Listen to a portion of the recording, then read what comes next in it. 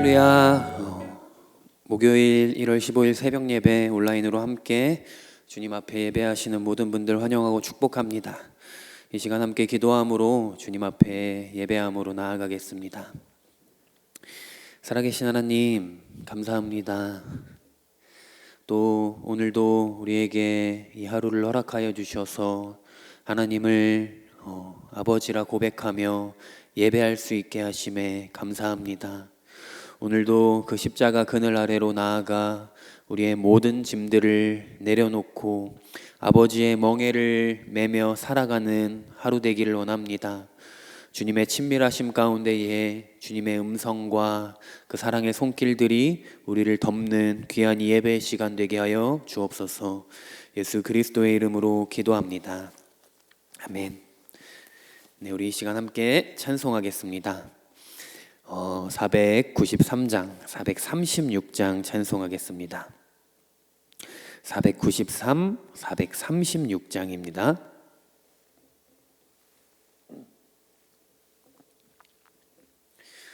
나 이제 주님의 새 생명 얻은 몸, 옛것은 지나고 새 사람이로다. 그 생명 내 맘에 강같이 흐르고 그 사랑 내게서 해같이 빛난다. 영생을 맛보며 주 안에 살리라. 오늘도 내일도 주 함께 살리라. 주 안에 감추인 새 생명 얻으니 이전에 줬던 것 이제는 값없다. 하늘의 은혜와 평화를 맛보니 찬송과 기도로 주 함께 살리라. 영생을 맛보며 주 안에 살리라. 오늘도 내일도 주 함께 살리라. 산천과 초목도 새 것이 되었고 죄인도 원수도 친구로 변한다. 새 생명 얻은 자 영생을 맛보니 주님을 모신 맘 새 하늘이로다. 영생을 맛보며 주 안에 살리라. 오늘도 내일도 주 함께 살리라. 주 따라가는 길 험하고 멀어도 찬송을 부르며 뒤따라가리라. 나 주를 모시고 영원히 살리라. 날마다 섬기며 주 함께 살리라. 영생을 맛보며 주 안에 살리라. 오늘도 내일도 주 함께 살리라. 아멘. 이어서 183장, 283장 찬송하겠습니다. 183, 283장입니다. 우리 함께 손뼉치며 찬송합시다. 나 속죄함을 받은 후 한없는 기쁨을 다 헤아릴 수 없어서 늘 찬송합니다. 나 속죄받은 후 나 속죄받은 후 주를 찬미하겠네. 죄받은 후 주의 이름 찬미하겠네. 나 속죄함을 받은 후 내 맘이 새로워 주 뜻을 준행하면서 죄길을 버리네. 나 속죄받은 후 나 속죄받은 후 주를 찬미하겠네. 나 속죄받은 후 주의 이름 찬미하겠네. 나 속죄함을 받은 후 성령이 오셔서 하나님 자녀 된 것을 고거합니다. 나 속죄받은 후 나 속죄받은 후 주를 찬미하겠네. 죄받은 후 주의 이름 찬미하겠네. 나 속죄함을 받은 후 보혈의 공로로 내 주의 은혜 입으니 늘 평안합니다. 나 속죄받은 후 나 속죄받은 후 주를 찬미하겠네. 나 속죄받은 후 주의 이름 찬미하겠네. 아멘. 이어서 218장, 286장 찬송하겠습니다. 218, 286장입니다.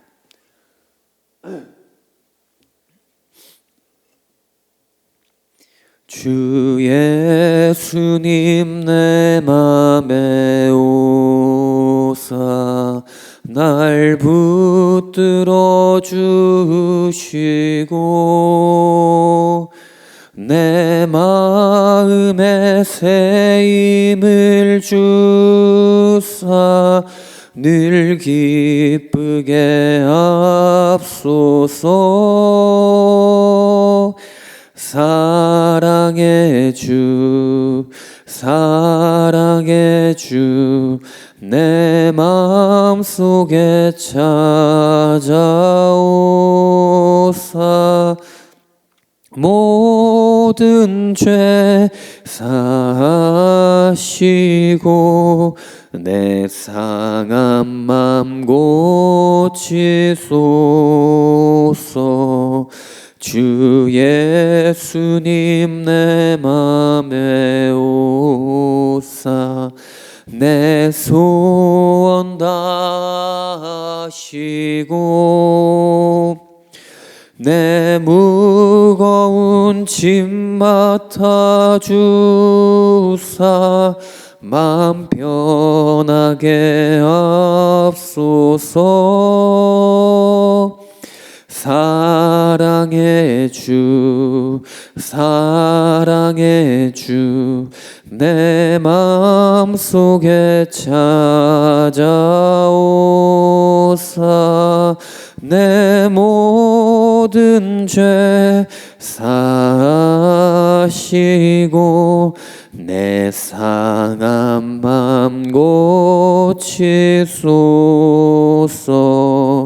주 예수님 내 맘에 오사 날 정결케 하시고 그 은혜로 내 맘에 채워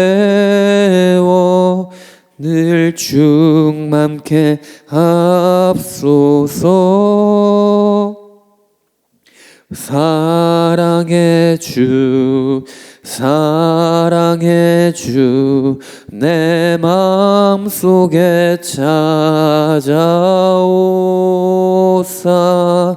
내 모든 죄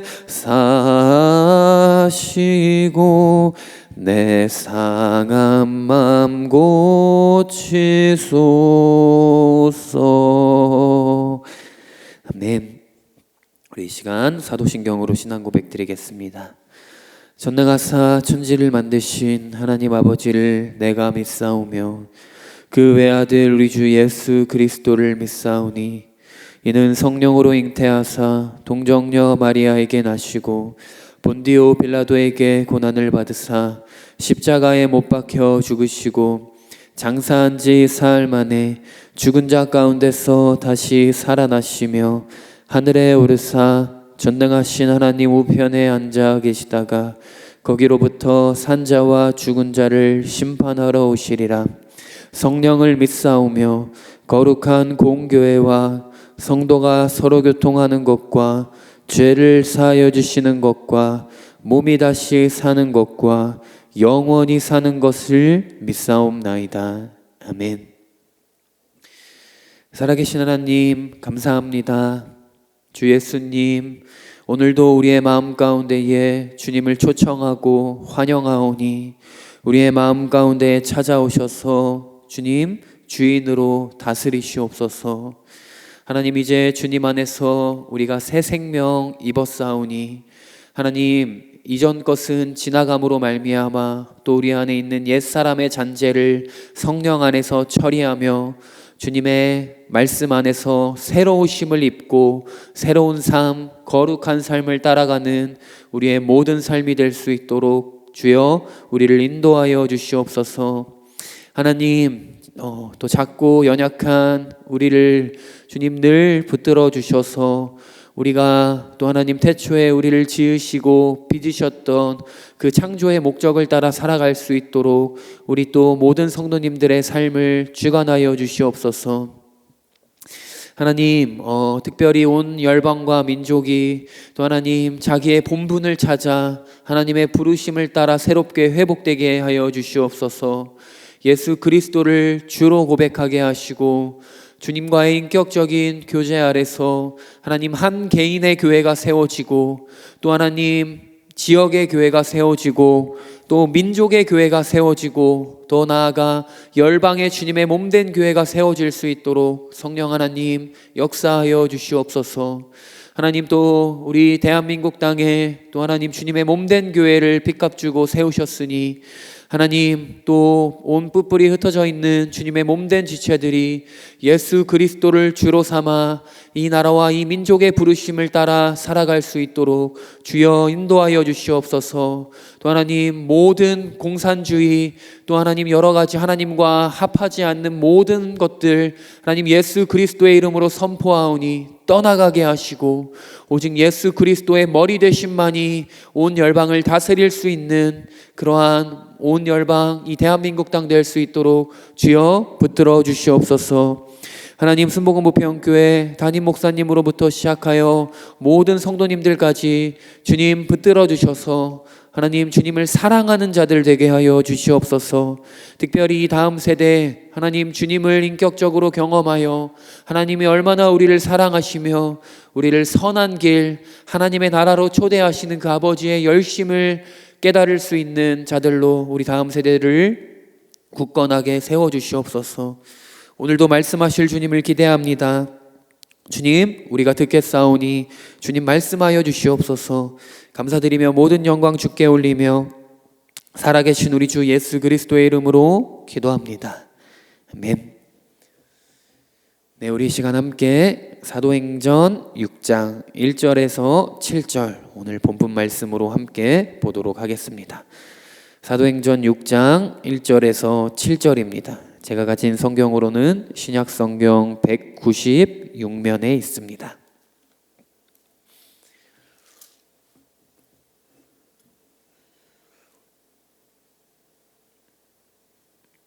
네, 다 찾으신 줄로 알고 우리 함께 한 목소리로 봉독하겠습니다. 그때에 제자가 더 많아졌는데 헬라파 유대인들이 자기의 과부들이 매일의 구제에 빠짐으로 히브리파 사람을 원망하니 12 사도가 모든 제자를 불러 이르되 우리가 하나님의 말씀을 제쳐놓고 접대를 일삼는 것이 마땅하지 아니하니 형제들아 너희 가운데서 성령과 지혜가 충만하여 칭찬받는 사람 7을 택하라. 우리가 이 일을 그들에게 맡기고 우리는 오로지 기도하는 일과 말씀 사역에 힘쓰리라 하니 온 무리가 이 말을 기뻐하여 믿음과 성령이 충만한 사람 스데반과 또 빌립과 브로고로와 니가노르와 디몬과 바메나와 유대교에 입교했던 안디옥 사람 니골라를 택하여 사도들 앞에 세우니 사도들이 기도하고 그들에게 안수하니라. 하나님의 말씀이 점점 왕성하여 예루살렘에 있는 제자의 수가 심히 더 많아지고 허다한 제사장의 무리도 이 도에 복종하니라. 아멘. 네, 오늘 저는 현상 넘어 본질을 볼 수 있는 눈이라는 제목으로 주님이 주신 은혜들을 함께 나눠보고자 합니다. 오늘 사도행전 6장 말씀은요, 이 초대교회인 예루살렘 교회가 배경입니다. 이 12사도를 통해 세워진 이 예루살렘 교회는 5장까지는 우리가 바라는 굉장히 이상적인 모습으로 교회가 세워지는 것처럼 보여집니다. 베드로의 설교를 통해 사도행전 2장에 3,000명이 회개를 하고 또 서로의 소유를 성령의 충만함을 입어 자기의 것이라고 하는 자가 없을 정도로 성령 안에서 하나 된 아름다운 공동체의 모습으로 비춰집니다.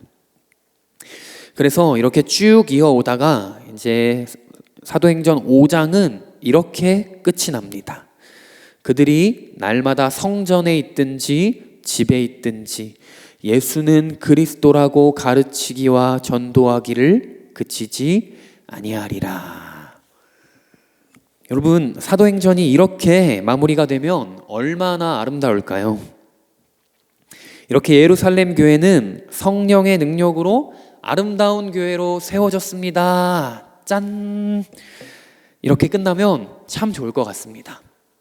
하지만 사도행전은 6장으로 이어집니다. 1절 말씀을 우리가 한번 다시 읽어보겠습니다. 시작. 그때에 제자가 더 많아졌는데 헬라파 유대인들이 자기의 과부들이 매일의 구제에 빠짐으로 히브리파 사람을 원망하니. 그때에 제자가 더 많아졌는데 라고 시작을 하죠. 여기까지만 이어져도 아름다워 보입니다. 괜찮았을 것 같습니다.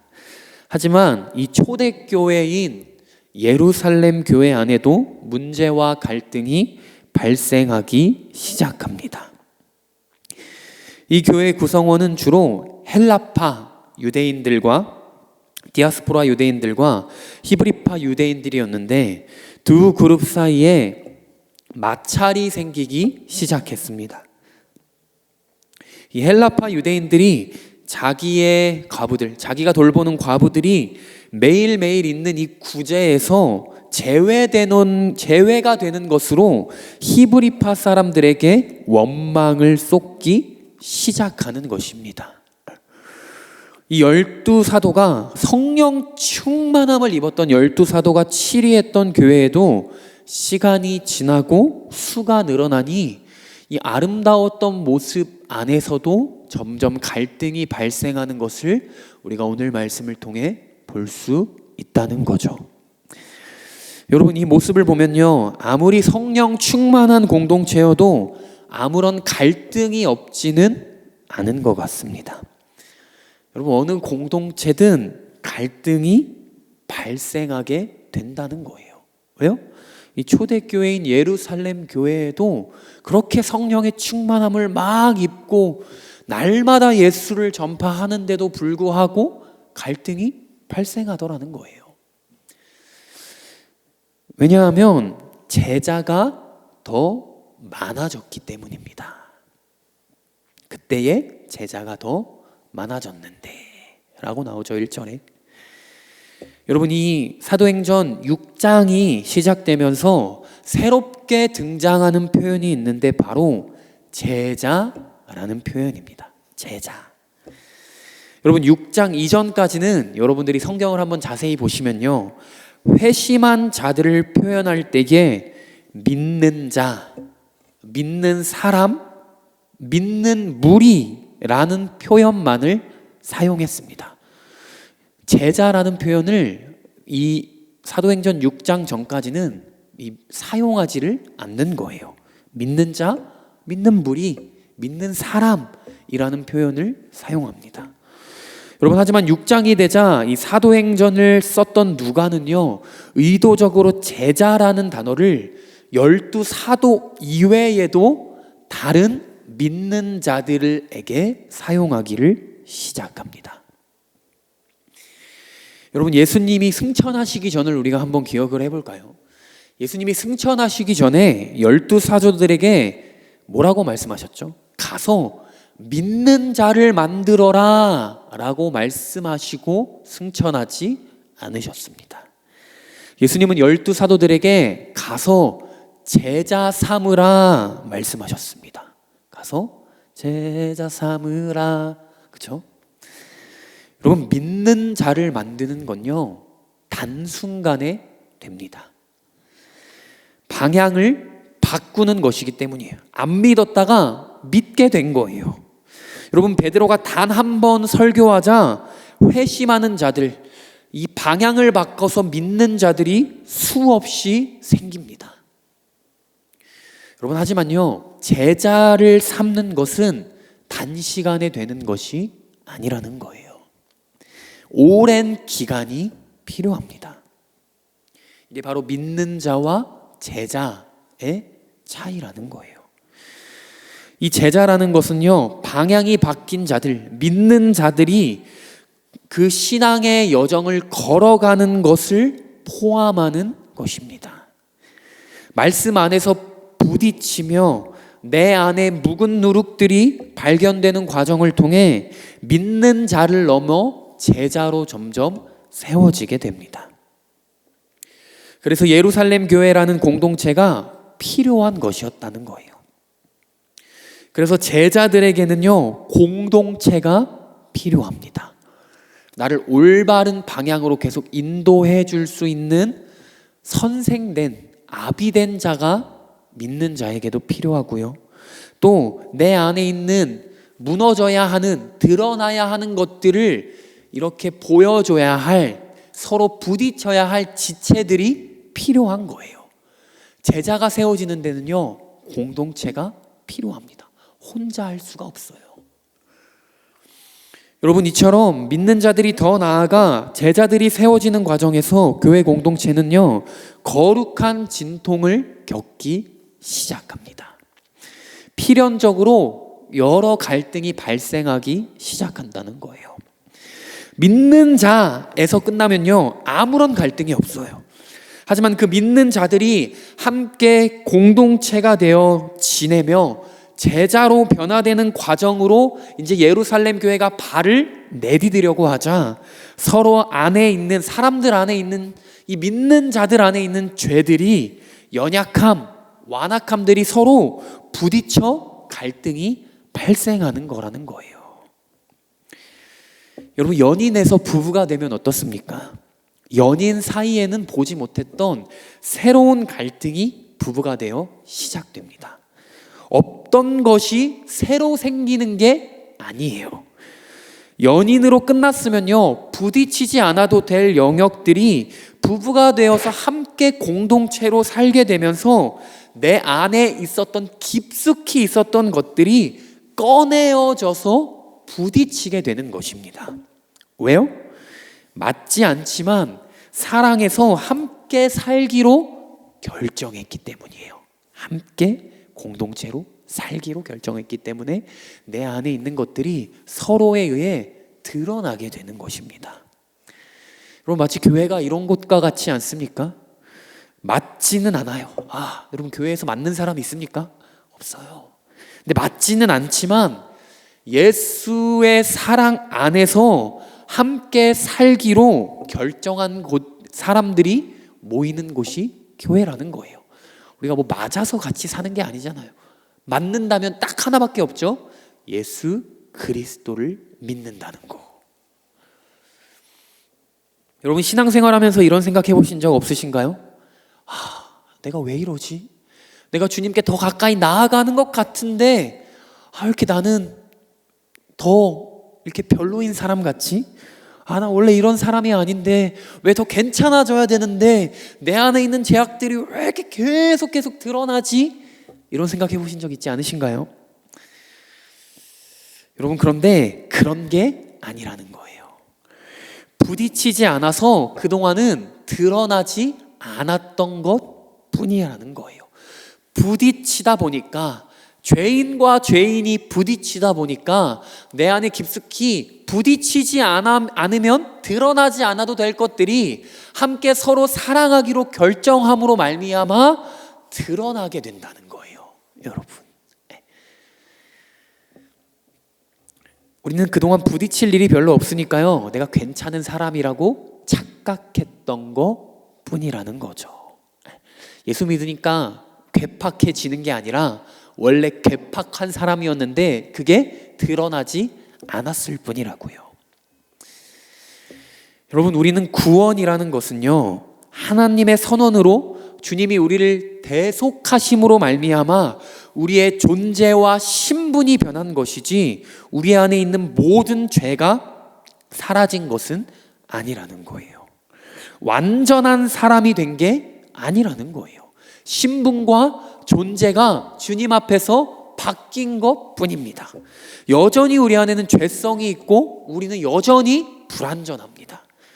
하지만 하나님은요 이것들을 다루셔서 제자의 길로 걸어가게 하심으로 다루셔서 주 예수의 날까지 우리의 영과 혼과 그뿐만 아니라 몸이 흠없이 보존되기를 원하신다는 것입니다. 여러분 그래서 우리 안에 있는 깊숙이 묵은 누룩들을 끄집어내시고 다루시기를 원하신다는 거예요. 그래서 하나님은 우리를 교회라는 한 몸으로 부르시고 또 그 안에서 여러 사람들이 맞지 않는 사람들이 함께 모여서 이 말씀 안에서 서로 부딪히는 과정을 겪게 하시고 거치다 보니까 내 안에 묵은 누룩들이 계속 죄성들이 드러나 자연스럽게 갈등이 발생하는 거라는 것입니다. 왜? 제자가 되기로 선택했기 때문에. 믿는 자에서 더 나아가 죄자로 나아가는 과정을 우리가 선택했기 때문에 자연스러운 거라는 것입니다. 여러분 우리는 이 부딪히는 과정을 통해 우리가 부정적으로 생각할 것이 아니라요 내 안에 깊숙이 숨어있는 죄를 하나하나 발견하고 다뤄감으로 말미암아 우리는 깨닫는 거예요. 와, 이 정도로 죄인인 나를 사랑하셨다고? 죄가 더한 곳에 은혜가 더하더라 라는 고백과 같이 우리 안에 있는 이 묵은 누룩들을 발견하면 발견할수록 정죄함으로 무너지는 것이 아니라 그리스도 예수 안에 있는 자에게 정죄함이 없기 때문에 그러한 내 안에 있는 죄를 발견할 때마다 그 죄가 더한 곳에 하나님의 은혜가 더 부어지는 자리로 우리는 나아갈 수가 있다는 것입니다. 여러분 이제 우리는 예수 안에서 우리의 이 죄악된 모습을 발견하면 정죄감, 찔리고 아픈 느낌은 있지만요 우리가 정죄함으로 나아가는 것이 아니라 우리는 도리어 구원의 은혜와 은혜를 누리고 변화의 시작점으로 나아갈 수 있다는 것입니다. 여러분 우리는 흔히 쉽게 이렇게 생각합니다. 어떻게 성령 충만한데 갈등이 일어날 수 있지? 여러분 오늘 말씀을 보니까 어떻다고요? 그렇지 않다고요. 12사도가 베드로가 담당했던 교회에도 갈등이 발생했다고요. 여러분 하지만요 중요한 것은요 성령 충만한 공동체는요 갈등이 없는 게 아니라 그 갈등을 풀어나가는 방식이 다른 것을 오늘 말씀을 통해 볼 수 있습니다. 갈등이 발생하지 않는 것이 아니라요. 성령 충만한 공동체는 갈등이 발생할 때 어떻게 지혜롭게 풀어나감으로 말미암아 그 갈등이 도리어 망하는 길이 아니라 더욱더 공동체가 거룩해지고 제자로서 성장에 나아가는 동력이 되는지를 오늘 말씀이 보여주고 있습니다. 여러분, 그래서 오늘 말씀에는 겉으로는 사단의 올무와 같아 보이는 갈등은요, 결국에 마치 제자들이 성장하는 과정에 겪는 성장통과 같아 보이게 되는 결과를 보여주게 됩니다. 이게 바로 합력하여 선을 이루시는 주님의 방법이라는 거예요. 갈등이 좋지 않아 보여요, 인간적인 눈으로 보기에는. 그런데 그 갈등이 도리어 우리 안에 하나님의 은혜가 더 깊어지게 하고 공동체가 제자로 더 한 발 한 발 나아갈 수 있는 선이 된 것이라고요. 우리 어떻게 그렇게 되었는지 우리 2절에서 4절 말씀을 이어서 한번 읽어보겠습니다. 시작. 12 사도가 모든 제자를 불러 이르되 우리가 하나님의 말씀을 제쳐놓고 접대를 일삼는 것이 마땅하지 아니하니 형제들아 너희 가운데서 성령과 지혜가 충만하여 칭찬받는 사람 7을 택하라. 우리가 이 일을 그들에게 맡기고 우리는 오로지 기도하는 일과 말씀 사역에 힘쓰리라 하니. 여러분, 갈등이 발생하자 12 사도가 제자들을 불러서 이야기를 합니다. 우리가 이 갈등이 발생한 이유는 하나님의 말씀을 제쳐놓고 접대에만 구제하는 것에만 집중했기 때문이다. 이게 마땅하지 않은 것 같다. 12 사도가 이야기합니다. 여러분, 우리가요, 만약에 우리에게 이러한 문제가 닥쳤다면요, 우리가 흔히 1차원적으로 생각할 수 있는 해결 방법은 무엇입니까? 여러분이 한번 생각해 보세요. 여러분들이 교회 공동체 안에서 어떠한 갈등이 발생했을 때 여러분 어떻게 해결하셨나요? 흔히 우리는 보통 이렇게 해결하죠. 이제 히브리인과 헬라인들이 갈등이 발생했으니까 히브리인 유대인들을 불러가지고 얘기하겠죠. 야, 당신들 앞으로 너희 헬라파 과부들 빼놓지 말고 구제하세요. 이렇게 보이는 현상을 해결하면 쉽게 그 상황은 종결이 됩니다. 우리는 이렇게 1차원적인 방법을 현상을 무마하는 방법으로 보통 해결을 하곤 합니다. 여러분, 하지만 지금 사도들의 모습을 보면요, 사도들은 그 문제, 현상에 집중하지 않았다는 거예요. 보다 그 현상 뒤에 있는 본질을 꿰뚫어 봅니다. 왜 지금 이러한 갈등이 발생하게 되었는가 보다 보니 보다 근본적이고 본질적인 문제가 있음을 사도들이 깨닫게 된 것입니다. 단순히 지금 이거는 현상을 해결하면 되는 문제가 아니구나. 히브리파 유대인, 너는 헬라파 유대인 과부들 왜 빼놓고 구제했어? 앞으로는 그렇게 하지 마. 이렇게 현상을 해결해서 되는 문제가 아니구나. 이 일이 벌어진 거는 결국 지금 우리가 하나님의 말씀을 제쳐놓고 접대를 했기 때문이구나. 사도들은요, 공동체를 하나 되게 묶을 수 있는 말씀과 기도, 주님으로부터 멀리 떨어진 근본적인 문제가 있음을 보게 되었다는 것입니다. 여러분, 저는요, 이게 바로 교회 공동체 리더들 뿐만 아니라 모든 섬기는 자들에게 가장 필요한 덕목이지 않을까, 은사지지 않을까 싶습니다. 지혜이자 현상이 아니라 그 현상 너머에 있는 본질적인 문제를 볼 수 있는 눈, 통찰력. 열매가 아니라 죄의 열매를 따는 게 아니라요, 그 죄의 열매가 나는 뿌리를 뽑아버릴 수 있는, 그 뿌리를 볼 수 있는 눈이 필요하다는 거예요. 사도들은 지금 그것을 발견한 것입니다. 여러분, 이 일을요, 그냥 단순히 현상만 해결해서 덮으면요, 당시 그 사건만은 쉽게 끝날 수 있습니다. 공동체가 아니면 그냥 그렇게 해도 됩니다. 야, 너네 싸우지 마. 그리고 다시 만나지 마. 저로 가. 이렇게 하면 되는데, 여러분, 본질을 해결하지 않으면요, 다시 비슷한 상황과 조건만 갖춰지면요, 공동체는요, 여러분 아시죠? 또 다시 똑같은 문제가 상황과 조건만 갖춰지면 언젠가는 반드시 터지게 됩니다. 문제의 결과 종류만 다르지 그 결국 본질은 똑같은 거예요. 여러분, 그래서 현상이 아니라 그 너머에 있는 근본적인 사람 안에 있는 마음, 죄를 진리로 다뤄야 하는 것입니다. 사도들은 지금 그것을 볼 수 있던 것입니다. 히브리인 유대인 안에 있는 이 탐욕, 자기를 사랑하는 마음, 자기 사람들만 챙기고 싶어하는 그 근본적인 죄를 드러내고, 더 나아가 그것을 성령께서 새롭게 하셔야 된다는 것입니다. 여러분, 그래서 사도들은 오직 사람의 마음을 변화시킬 수 있는 말씀과 기도라는 해결책을 결정한 것입니다. 여러분, 사람은요, 인간의 조언이나 충고로 변하지 않는다는 것을 기억하십시오. 조언이나 충고로 변했으면요, 여러분, 예수님이 오실 필요가 없습니다. 여러분, 싸우지 마 한다고 애들이 안 싸우나요? 그 싸움을 할 수밖에 없는 미움이라는 감정을 우리는 드러내고 주님으로 말미암아 처리해야 된다는 거예요. 이 성령께서 역사하셔서 이 말씀과 기도를 통하여 사람을 새롭게 하셔야 된다는 것입니다.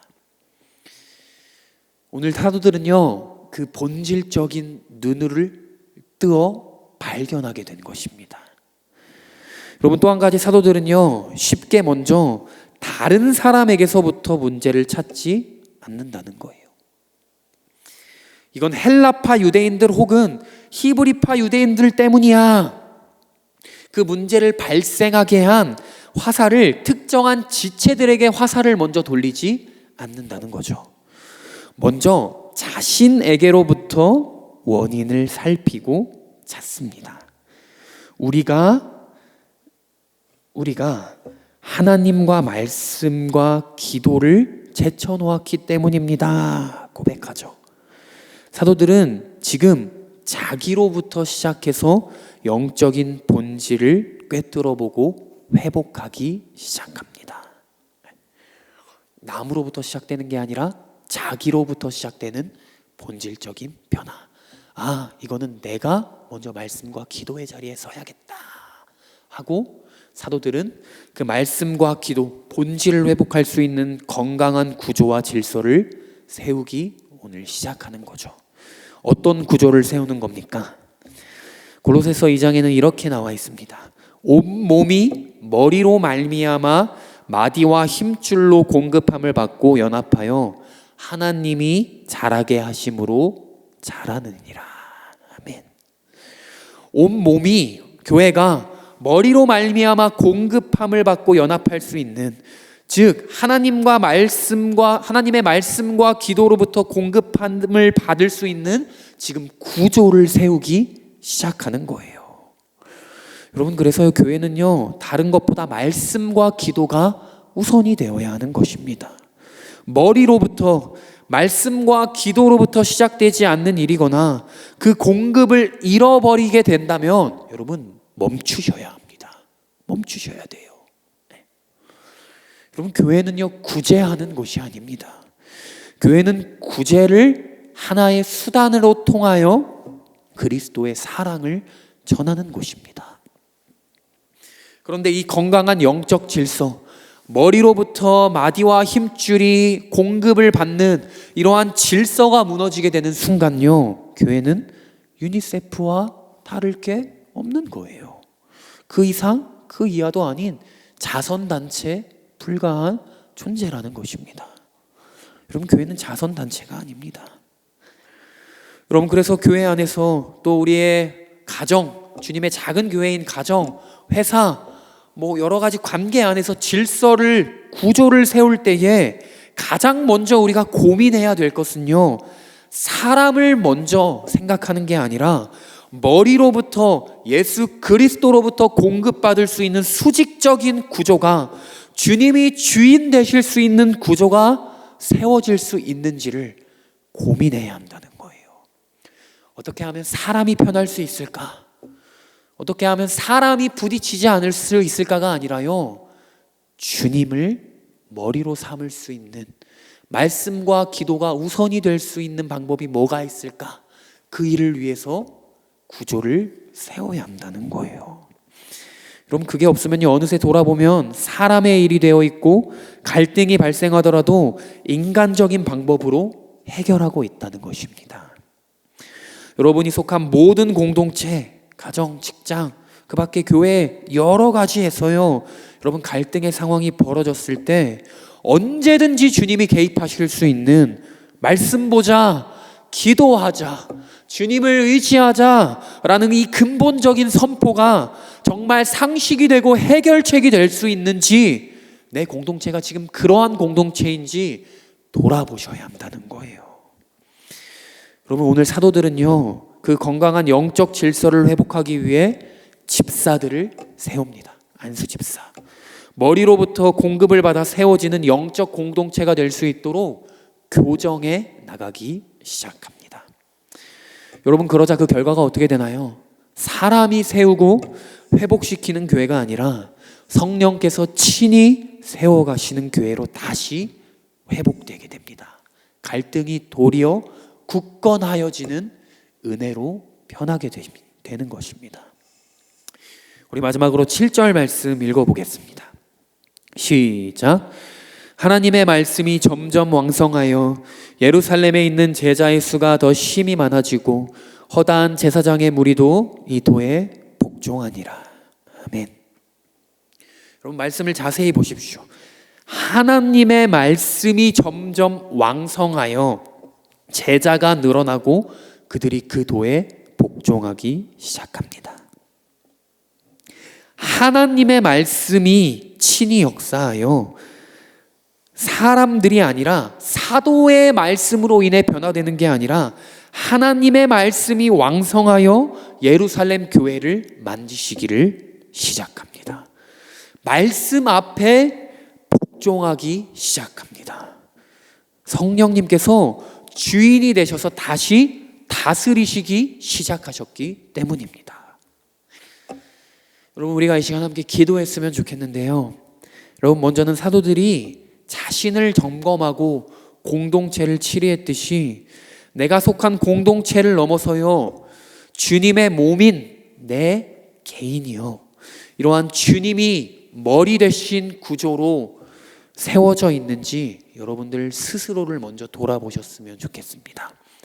나에게는 정말 주님의 말씀과 기도가 상식인가? 가장 유일한 근본적인 좋은 해결책인가?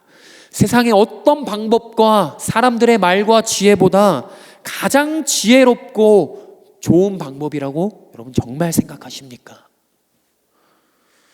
여러분, 내 삶에 딱 어떠한 문제가, 큰 문제가 터졌을 때 다른 것들을 다 멈춰두고 오늘 예루살렘 교회와 같이 말씀과 기도가 우선순위가 되어서요, 언제든지 주님이 주인으로 다스리시고 역사하실 수 있는 구조가 여러분 몸된 성전 가운데에 세워져 있으십니까? 여러분, 오늘 우리가 말씀 안에서 돌아보았으면 좋겠습니다. 여러분, 우리가 세워지지 않으면요, 공동체는 세워지지 않습니다. 여러분, 교회는 건물이기에 먼저 사람입니다. 그 사람이 모인 곳이 공동체, 교회이지 않습니까? 개인이 세워지지 않았는데 어떻게 공동체가 세워집니까? 여러분들이 만약에 리더라면 여러분들이 세워지지 않았는데 어떻게 다른 지체들이 세워질 수 있겠습니까?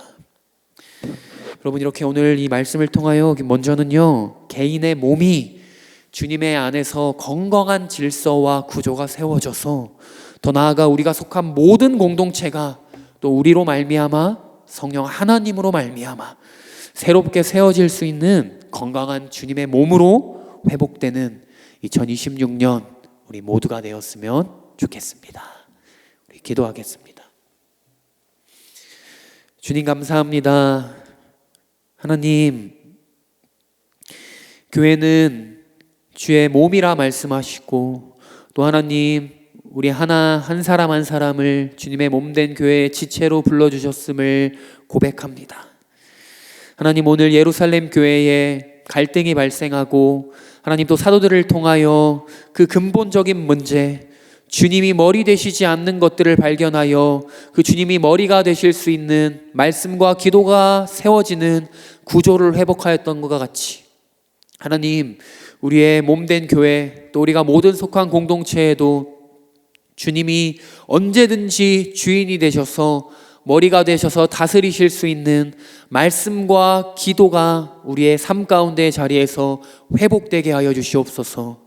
하나님, 설교를 듣는 것을 넘어 개인의 골방에서 주님의 말씀을 은밀하게 대하게 하시고, 그 가운데에 성령 하나님께서 우리에게 친히 말씀하시는 그 말씀들을 듣게 하시고, 또 기도함으로 말미암아 순종하는 건강한 주님 머리로부터 공급받는 구조가 세워지는 우리의 모든 순복음부평교회 성도님들이 될 수 있도록 주여 역사하여 주시옵소서. 감사드리며 또 우리 안에 있는 갈등들을 하나님 합력하여 선을 이루셔서 더 거룩한 정결한 제자들로 빚어가실 주님을 기대하며 살아계신 우리 주 예수 그리스도의 이름으로 기도합니다. 아멘. 우리 주기도문하고 우리 마치겠습니다. 하늘에 계신 우리 아버지여, 이름이 거룩히 여김을 받으시오며 나라가 임하시오며 뜻이 하늘에서 이루어진 것 같이 땅에서도 이루어지이다. 오늘날 우리에게 일용할 양식을 주시옵고, 우리가 우리에게 죄 지은 자를 사하여 준 것 같이 우리의 죄를 사하여 주시옵고, 우리를 시험에 들게 하지 마시옵고 다만 악에서 구하시옵소서. 대개 나라와 권세와 영광이 아버지께 영원히 있사옵나이다. 아멘. 우리 수고 선포하고 동성으로 기도하겠습니다. 오직 항상 더욱 끝까지 오왕더 끝 예수 그리스도. 아멘. 우리 주님께 감사의 박수 올려드리겠습니다. 네, 우리 시간 말씀과 기도가 우리의 주인 되시는 이 시간이 될 수 있도록 우리 함께 주의 말씀과 은혜를 구하며 기도하는 자리로 나아가겠습니다. 통성으로 기도합시다. 주여, 주여, 주는